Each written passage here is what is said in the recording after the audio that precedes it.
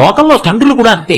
ఎందుకో కానీ మరి ఆడపిల్ల మీద ఎక్కువ ప్రేమ ఉంటుంది. బహుశా కొడుకు దగ్గరికి నేను ఎప్పుడైనా వెళ్ళగలను, కొడుకు నా దగ్గరికి ఎప్పుడైనా వస్తాడు, కానీ కూతురు దగ్గరికి వెళ్ళి నాళ్ళు ఉండలేను కదా. అలాగే కూతుర్ని పిలుచుకుని నా దగ్గర ఎక్కువ నాళ్లు ఉంచుకోలేను కదా అనో ఏమిటో, ఆ పరిమితి ఉంది అనో ఏమిటో. మరి ఆ కూతురి మీద తండ్రికి చాలా ప్రేమ ఉంటుంది, పైకి కక్కడ. కానీ కూతురు కూడా అంతే. ఎందుకని అంటే ఓ చమత్కారం ఉంటుంది.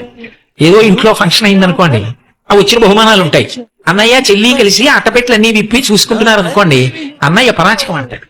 ఏమంటాడంటే ఇవన్నీ మాకు వచ్చినవి, నీకు ఎందుకే ఇవన్నీ, ఏమైనా మంచి ఉంటే పట్టుకోదామనే అంటాడు. ఎవరు ఇద్దరూ కలిసి ఆ ఇంట్లో పుట్టిన వాళ్ళు. నోరు మీరా, నాకేం అక్కర్లేదు, మీ బావగారు నేను అడిగితే బోల్డ్ అని కొని పెడతారు అని పొడుచుకు చెప్తుంది.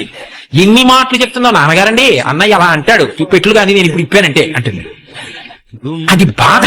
ఈ ఇంటి పిల్లని అంత మాట అంటారా? అదే అమ్మా అవన్నీ విప్పి చూడరా, ఆ బీరువా తీరా అన్నారనుకోండి, ఎంత పొంగిపోతుందో. పిచ్చి తల్లి ఆ అమ్మాయికి ఎందుకండి, ఇచ్చినా పట్టుకెళ్ళదు.